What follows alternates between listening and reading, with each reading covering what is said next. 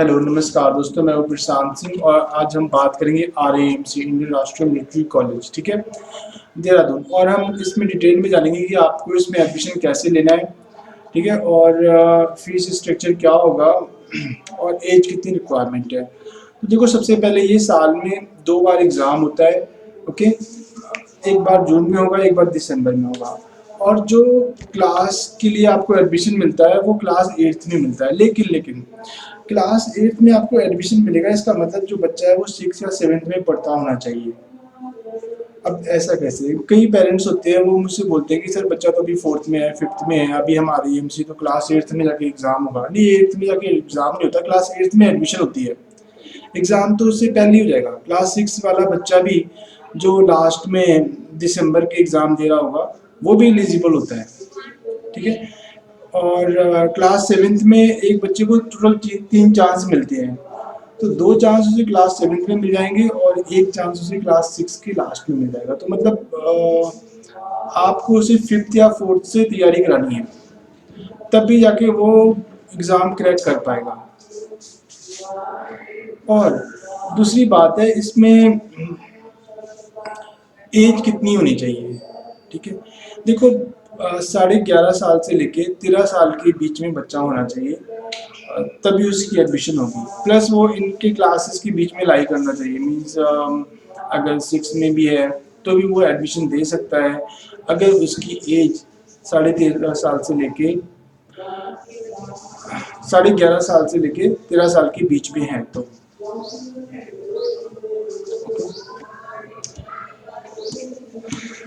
11.5 year to 13 year. Next है कि भाई इसमें पेपर इजी होता है कि टफ होता है। देखो, पेपर सच में टफ होता है। ओके, सच में मतलब ये एक टाइप का आप मिनी एनडीए समझो आप इसे, ठीक है।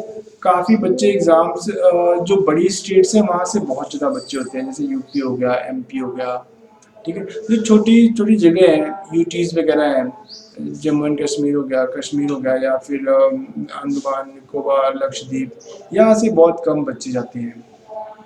तो अगर आप इन सभी स्टेट से बिलोंग करते हैं तो अपना चेंज ना ही करें तो बेटर है। अब आप बोलोगे कि सर चेंज कर सकते हैं क्या स्टेट? देखो, मेन स्टेट तो चेंज नहीं होती है, बट अगर आप आर्मी में हैं तो आप कहीं से भी एग्ज़ाम दे सकते हैं। ओके, अगर आप यूपी के रहने वाले हैं तो आप जम्मू एंड कश्मीर से भी फॉर्म फिल कर सकते हैं, पर आपको कोटा यूपी वाला ही मिलेगा। और यूपी में टोटल 300 से लेकर 500 तक बच्चे एग्ज़ाम देते हैं, एग्ज़ाम में बैठते हैं, और उनमें से सिलेक्ट सिर्फ 2 होते हैं, ठीक है। और क्वालिफाइड कितने होते हैं जिनका जिनका मतलब जिनको इंटरव्यू के लिए बुलाया जाता है? मैक्सिमम 7 या 8 बच्चे होते हैं जो सभी सब्जेक्ट में पास होते हैं। जो सभी सब्जेक्ट में पास होंगे उन्हीं को वो क्वालिफाइड मानते हैं, और बाकी बच्चे सभी सब्जेक्ट में पास भी नहीं होते हैं। ओके, और इसमें सिलेक्शन होने के बाद क्या, बस इंटरव्यू हो गया? इसके बाद फिर आप 4-5 साल वहीं पर ही रहेंगे +2 तक, और +2 होने के बाद आपको एनडी का एग्ज़ाम देना पड़ेगा, जो कि कंपलसरी होता है सभी बच्चों के लिए। वो आपसे पहले ही रिटर्न में लिखा लेते हैं। अगर आपने उसे पहले निकाल लिया क्लास 12th से पहले, तो आपको हर वीक के 2,500 रुपये देने पड़ेंगे। तो जितने दिन वहाँ पे रहे उतना आपको पैसे उनको देने पड़ेंगे। फिर आप उसे 12th से पहले निकाल सकते हो, अदरवाइज आप उसे निकाल नहीं सकते। कंपलसरी है कि आपने 12th तक पढ़ाना है, इसके बाद वहाँ पर एनडीए का एग्ज़ाम दिलाना है, ठीक है। और 50% जो एनडीए के बच्चे होते हैं 50% आरईएमसी के ही होते हैं, और बाकी 50% जो बच गए वो सैनिक स्कूल वाले हो जाएंगे, या तो कुछ बाहर वाले भी होते हैं, ठीक है। बट बाहर वालों में प्रॉब्लम ये होती है कि उनके रिटन एग्ज़ाम तो क्वालिफाई कर लेते हैं, बट वो जो एसएसबी है ना वो नहीं कर पाते। तो यहाँ के जो बच्चे हैं उनकी तैयारी बेसिकली एसएसबी की कराते हैं और रिटन एग्ज़ाम की भी कराते हैं। साथ में जो बच्चे और टीचर हैं उनका रेशियो बहुत अच्छा होता है। एक टीचर 15 बच्चों के लिए, ठीक है। मैक्सिमम क्लास में 15 बच्चे होंगे, इससे अधिक नहीं होंगे। और टोटल कितने एडमिशन लेते हैं ये लोग? देखो, टोटल ये लोग 50 बच्चों के एडमिशन लेते हैं। साल में 2 बार एग्ज़ाम होंगे, एक बार 25 बच्चों को लेंगे, ठीक है। मतलब जब आप फॉर्म भरोगे और जब बच्चा एग्ज़ाम देने जाएगा तो आपको उस टाइम वो जितने मर्जी बच्चे आए हों, सिर्फ उन्होंने 25 बच्चे ही लेने हैं, कि इससे अधिक वो किसी को मतलब एंटरटेन नहीं करते हैं। ठीक है। दूसरी बात है, इसमें फीस आपको कितनी देनी पड़ेगी। वेल देखो, फीस तो बिल्कुल ना के बराबर है। आपको 40,000 के आसपास 60,000 भी फीस है। और वो फीस वैसे स्टेट गवर्नमेंट देती है, आपको नहीं देनी पड़ेगी। और जितनी भी मतलब फीस है वो, अगर आप डिफेंस में है तो आपको वापस मिल जाएगी, और सिविलियन है तो भी बहुत कम फीस देनी पड़ती है। बाकी जो सारा खर्चा है वो स्टेट गवर्नमेंट उठाती है। मतलब कि आप पढ़ तो आ रहे हैं, एमसी में रहे हैं, लेकिन जो उसकी फीस है वो, अगर आप यूपी से बिलोंग करते हैं, हिमाचल से बिलोंग करते हैं, उत्तराखंड से बिलोंग करते हैं, तो जो उत्तराखंड की गवर्नमेंट है, यूपी की गवर्नमेंट है, वहाँ से जाती है। और इसके अलावा अगर आपको कोई डिटेल चाहिए तो आप नीचे दिए गए नंबर पे कॉल कर सकते हैं, एडमिशन ले सकते हैं और पढ़ सकते हैं। बट हाँ, ये बच्चों को जितनी जल्दी से जल्दी हो सके इसकी तैयारी कराइए। बहुत लेट मत कराइए कि अभी तो क्लास 6 में 7th में पहुंच ही गया है। भाई 1 साल इसमें जो एग्ज़ाम होता है उसमें कॉन्सेप्चुअल क्लियरिटी बहुत चाहिए होती है, और कॉन्सेप्ट इतनी आसानी से क्लियर होते नहीं है, क्योंकि नॉर्मल स्कूल में सिर्फ पढ़ाया ही जाता है। बुक तो सेम ही होती है बट वो डीपली नहीं पढ़ाते हैं। ठीक है। और इसका कैंपस तो आप देख ही रहे हो, बहुत अच्छा है, आपके सामने ही है।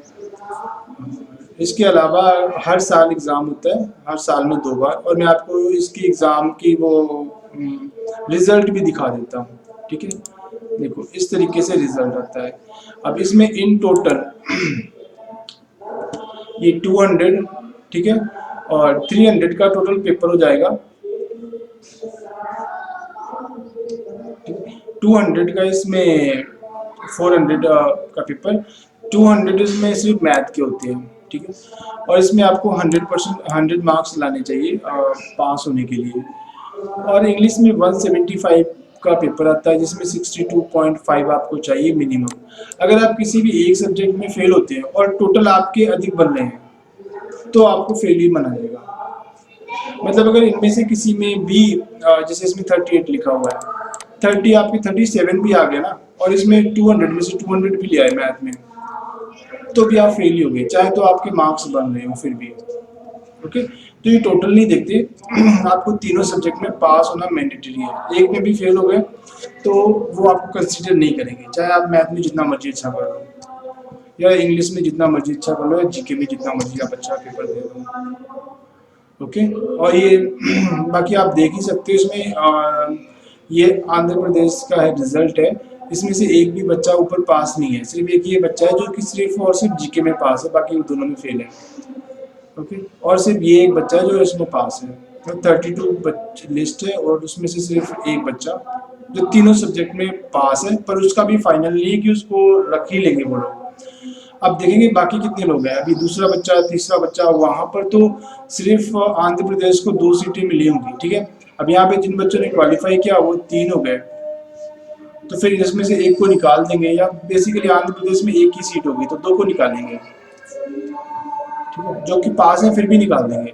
अब जैसे अरुणाचल प्रदेश में, वहां पे देखो बच्चों ने, बहुत कम बच्चों ने एग्जाम दिया और उनमें से कोई भी पास नहीं हुआ। ठीक है। तो ये सीट कहाँ कन्वर्ट कर देंगे, यूपी को कन्वर्ट कर देंगे, क्योंकि वहां से बहुत ज़्यादा 7-8 बच्चे पास होंगे, तो उनमें से 3 को रख लेंगे, नॉर्मली 2 को रखते हैं। ठीक है। यहाँ फिर एक सीट कैंसिल हो गई, सरप्लस हो गई, तो वो फिर ऐड करेंगे किसी और स्टेट में। आसाम, आप देखो आसाम के बच्चे 43 बच्चों ने पेपर दिया और इसमें से एक भी बच्चा पास नहीं है। सिर्फ एक बच्चा है ये अभिनव, और ये सिर्फ और सिर्फ इसमें इंग्लिश में ही पास है, बाकी किसी में पास नहीं, एक सब्जेक्ट में ही पास है। ठीक है। अब आते हैं बिहार की बारी है। अब बिहार से बच्चे देखना आप, असम में सिर्फ 43, बिहार में आप जाओगे ना 300 के पास चले जाएगा।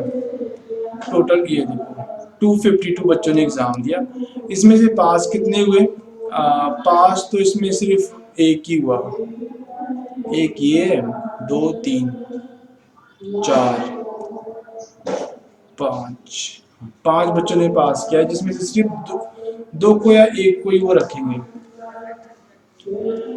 ओके।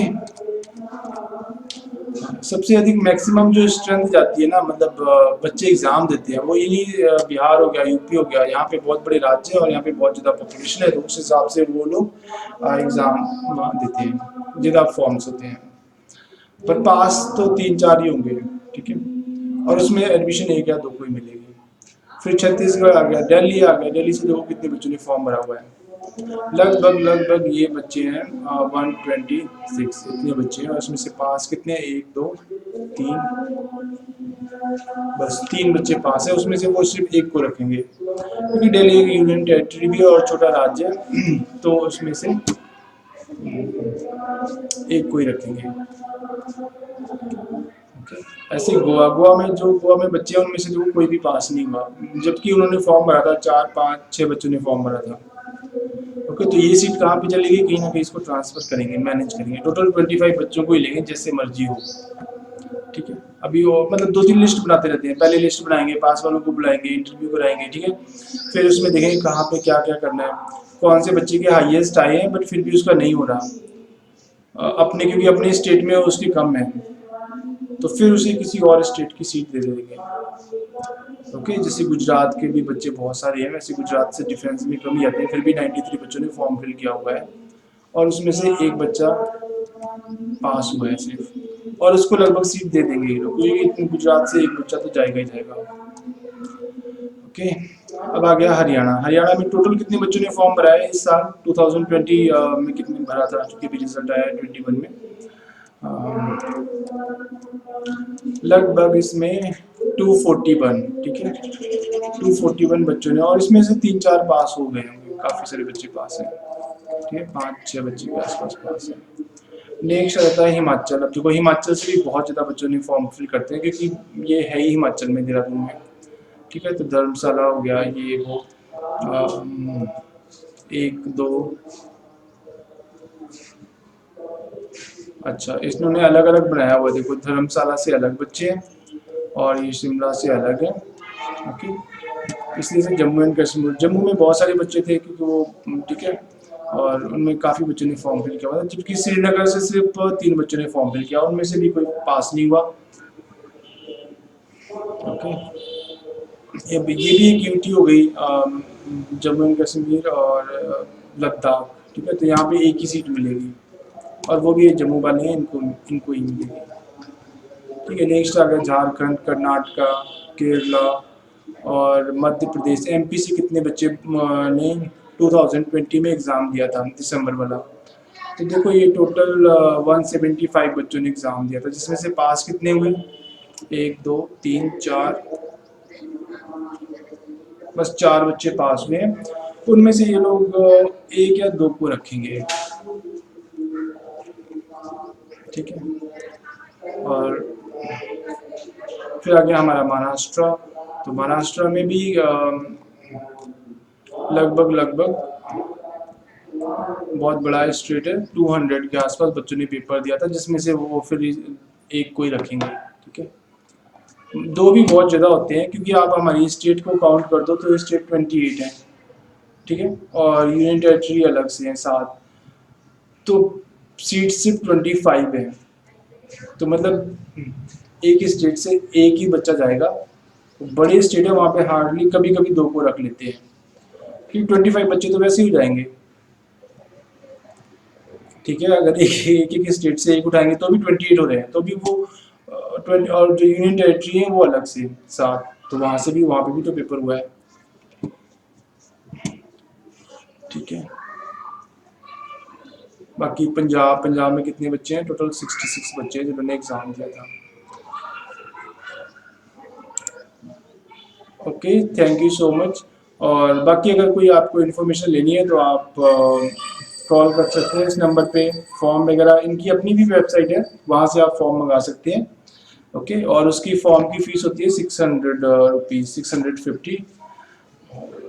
इसके बाद फिर करके देख सकते हैं अगर कोई बच्चा है एलिजिबल तो बाकी सब तो ये मिनी एनडी का ही इनका कैंपस है, और बच्चे को आराम से 12th तक यहाँ पे रह के अपना अच्छी एजुकेशन करता है, ठीक है। Okay, thank you so much.